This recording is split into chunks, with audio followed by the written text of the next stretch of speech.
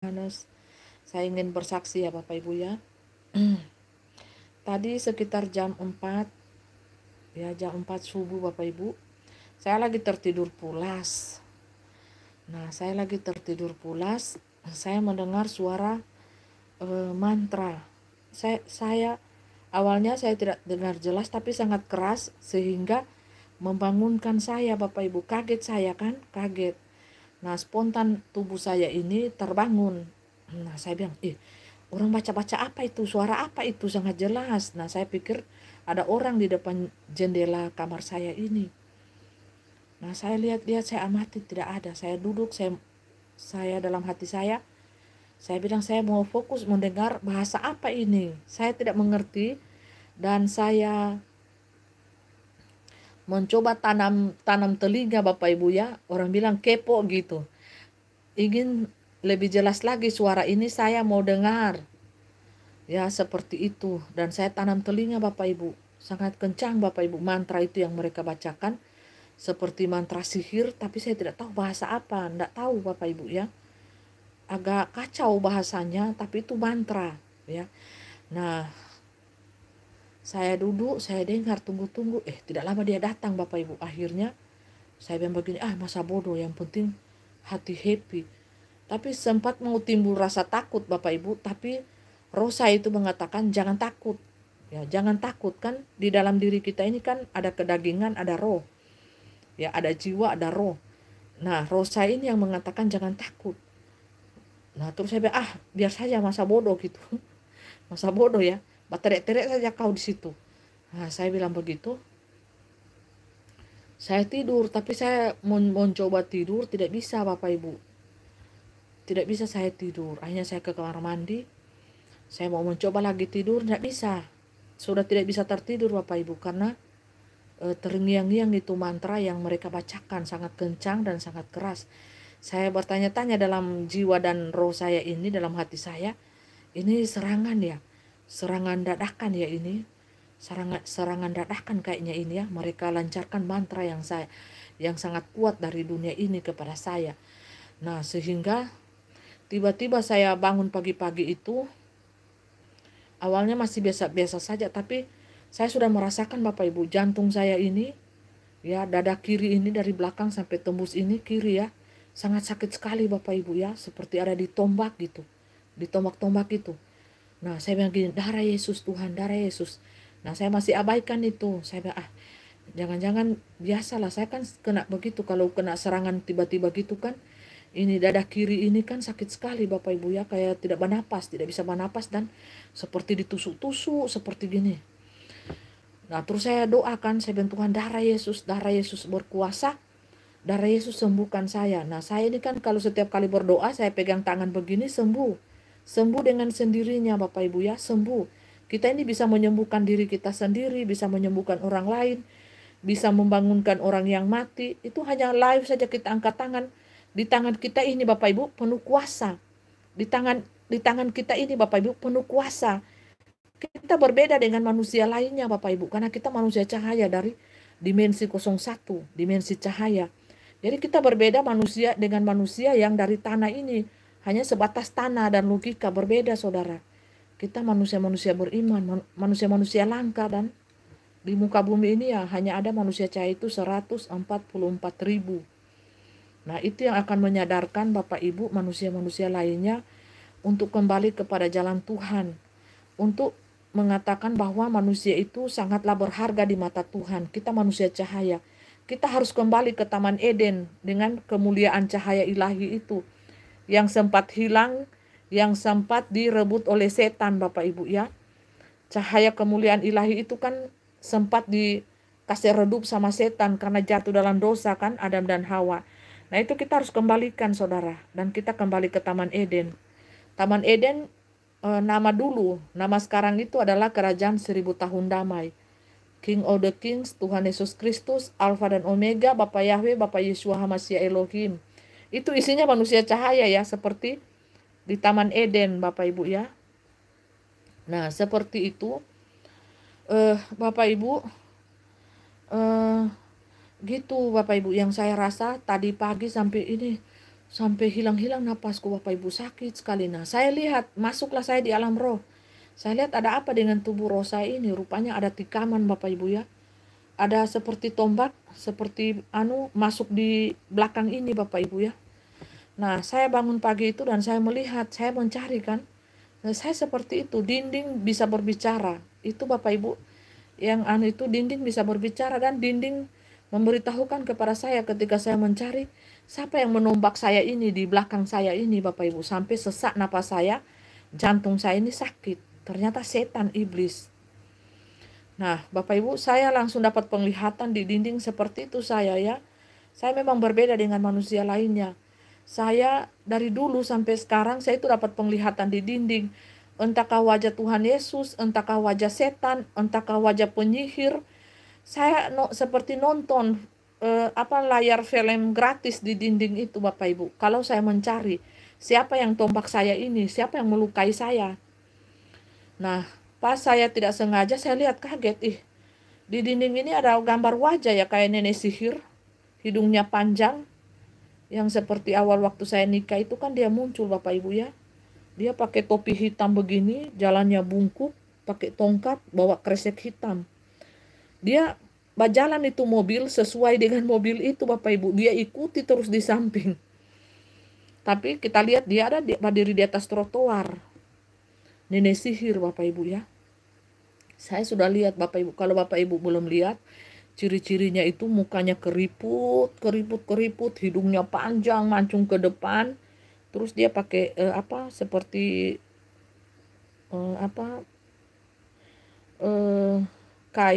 topi hitam dan jubah hitam sampai di bawah. Nah dia bawa tongkat itu, tongkatnya itu ular. Nah dia bungkuk-bungkuk begini jalan. Tapi kan saya lihat dia punya tongkat, dia punya kresek, dia punya saya bisa lihat Bapak Ibu, walaupun dari jauh bentuknya, dan saya lihat. Nah dia sambil menghadap begini. Nah sama yang saya lihat di dinding itu sama seperti itu. Nah dia yang penyihir. Jadi sekarang ini dunia ini lagi disihir Bapak Ibu ya.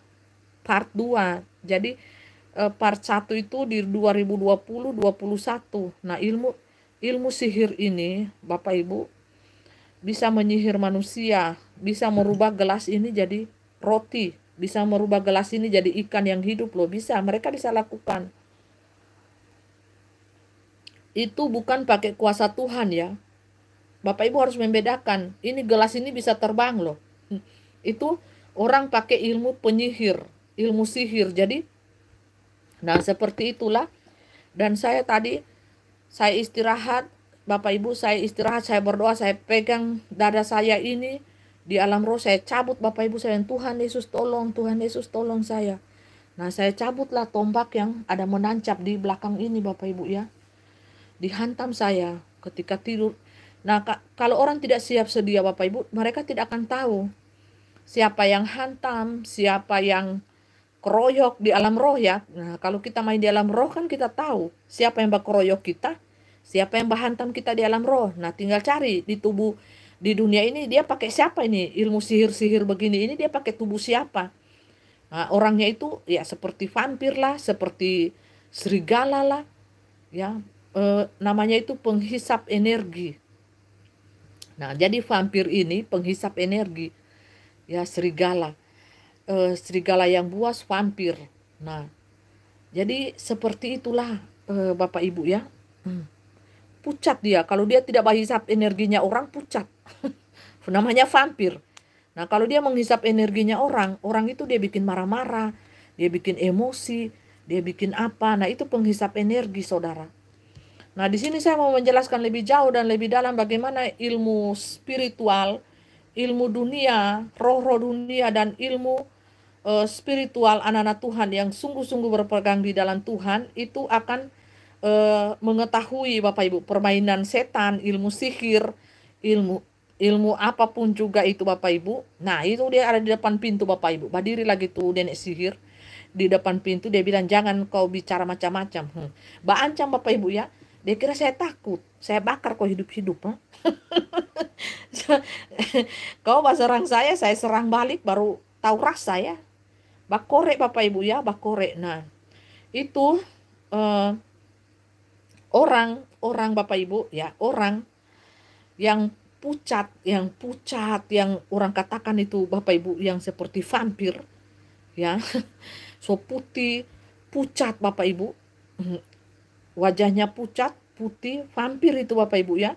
Bapak Ibu tidak bisa bedakan Bapak Ibu ya, isinya Bapak Ibu itu vampir, sesungguhnya penghisap energi kita.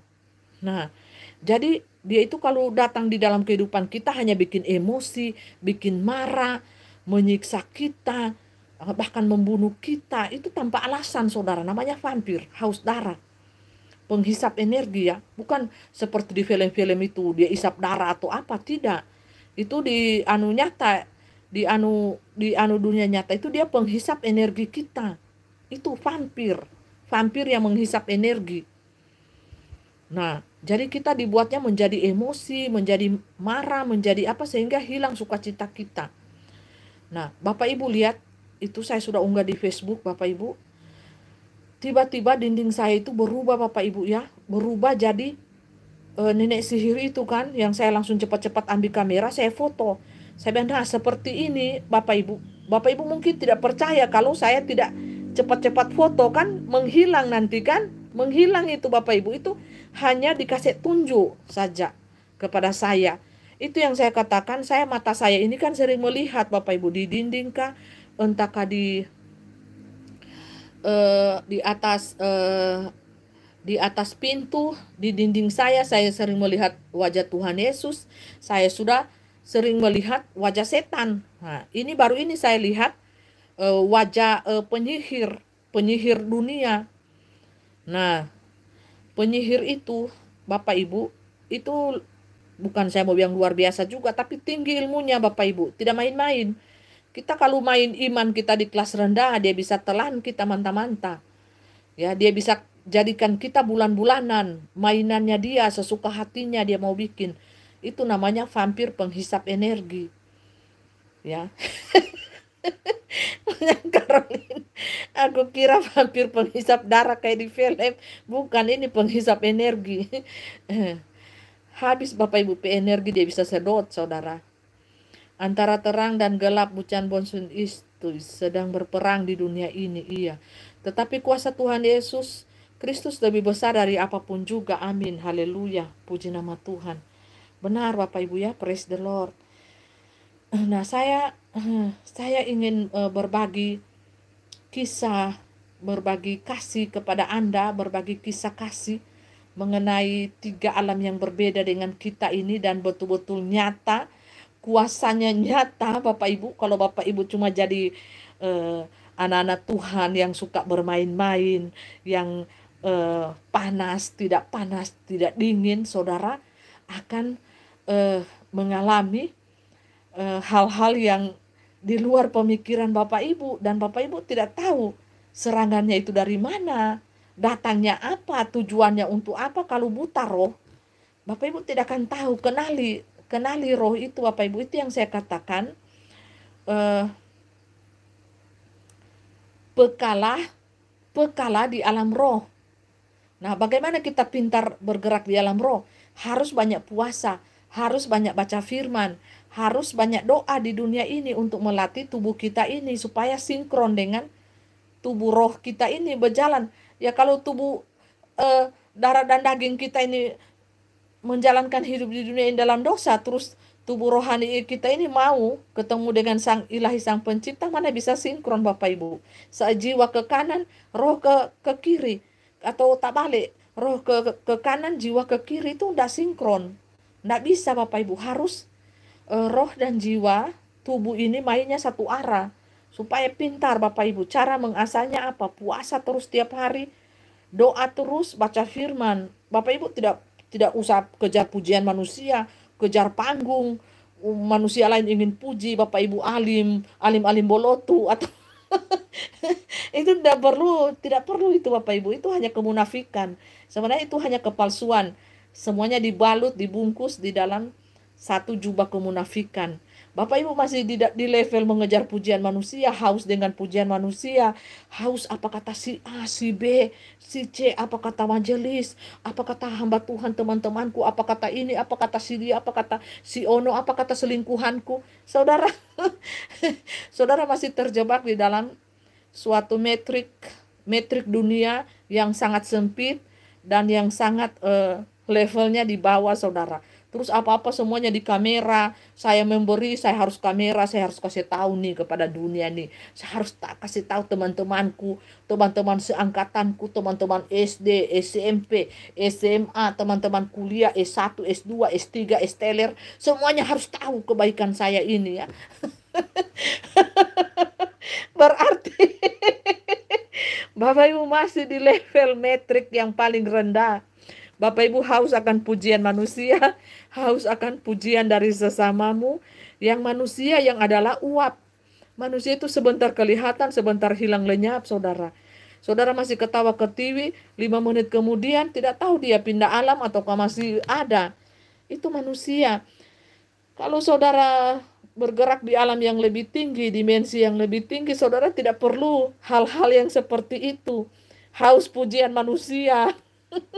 Terus apa yang dilakukan semuanya diposting semuanya. Untuk apa? Mendapatkan like, mendapatkan komen yang baik, dipuji teman-teman dari SD, SMP, SMA, S1, S2, S3, S4 sampai S-teler, saudara. Wah, dapat pujian. Betapa banyaknya itu Bapak Ibu ya, ribuan. Belum lagi fans, dari fans, follower, ya sampai taswir-suwir semuanya memberikan pujian. Ribuan ratusan komen ya. Good. Bapak Ibu kenyang pujian di dunia. Pas Bapak Ibu meninggoy mati, Bapak Ibu di sana tidak akan dapat pujian. Terus Bapak Ibu kaget. Loh, kok malaikat Tuhan tidak muji saya sih? Sedangkan saya di dunia ini kok setiap saat, setiap detik manusia itu puji-puji saya loh.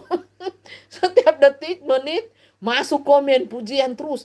Loh kok saya di sini tidak dipuji, malah saya dicambuk. Di alam sana dapat cambuk, saudara. Malaikat Tuhan bilang, ini soal makan puji ada di dunia. Apa yang kalian lakukan? Kejar pujian Tuhan. Kan di sana kan tidak boleh bohong. Di alam sono kan tidak ada bohong, Bapak Ibu perhatikan manyau. Tuhan tanya, hei manusia bodoh. Nih, dia kan bertuntut di sana toh. Kenapa kita ini di dunia di dunia kita Tuhan. Kita setiap detik, setiap menit, per detik, per jam, pokoknya ribuan masuk komen. Ya, manusia-manusia itu puji saya terus ya dari ujung rambut sampai ujung kaki mengenai kebaikan-kebaikan saya. Kenapa saya ini pas meninggoy pindah alam rib inna ilahi rojiun, kenapa saya ini sama sekali tidak ada malaikat Tuhan memuji saya. Tuhan bilang sudah diam ngana blow on. Soalnya ngana di dunia dipuji terus, makan puji ngana cuma kejar pujian di dunia.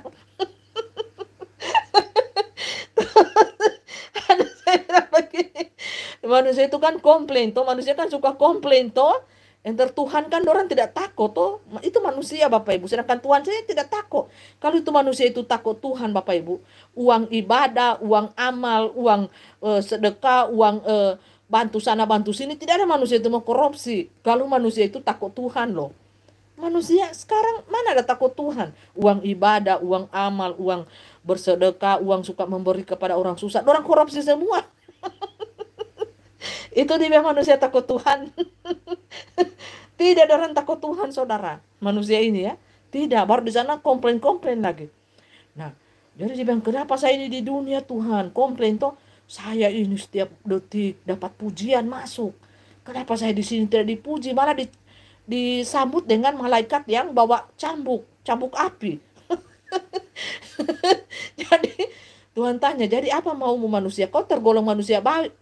Dibilang Tuhan, kau ini tergolong manusia baik sih. Suka bagi-bagi berkat, suka bagi-bagi duit, bagi-bagi uang kepada orang tak mampu. Tapi kau ini yang salahnya, ini kau ini makan puji. Jadi untuk apa lagi kau tuntut dari dunia ilahi mau puji-puji kau? Malaikat cambuk ini. Dapat cambuk Bapak Ibu. Jadi di dunia manusia dia dapat puji, di dunia malaikat dapat hantam. dapat cambuk. Kau harus jadi manusia yang benar. Kau harus jadi manusia, Tuhan bilang, yang harus mengejar pujianku. Bukan pujian manusia. Ini manusia makan puji nih. Bodoh dia. Malaikat satu bilang, iya Tuhan, dia ini baik sekali dia di dunia. Untuk apa baik makan puji di kamera terus, nanti manusia lain lihat baru dia mau kasih. Kalau tidak ada manusia lihat, tidak ada dia mau kasih. Nanti depan kamera kasih dia cambukan 5 kali saja. Cambuk sudah dengan cambukan api. Sakit itu Bapak Ibu.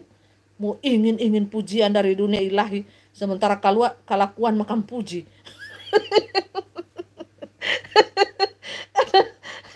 Mau komplain lagi, berani komplain, cambuk dia.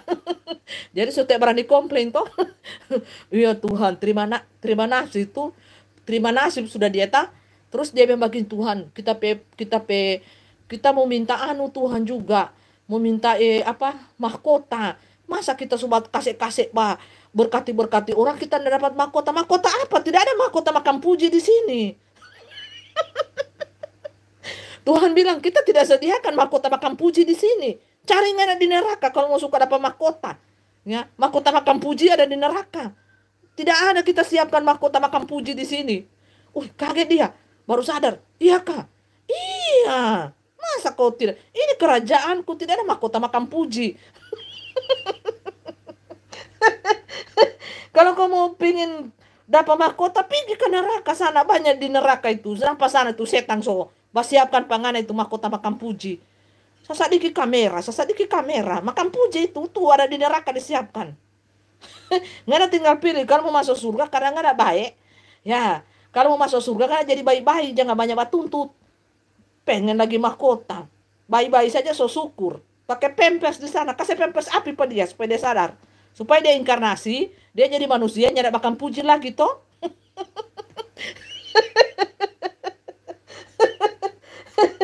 Gitu Bapak Ibu, suka kayak begitu.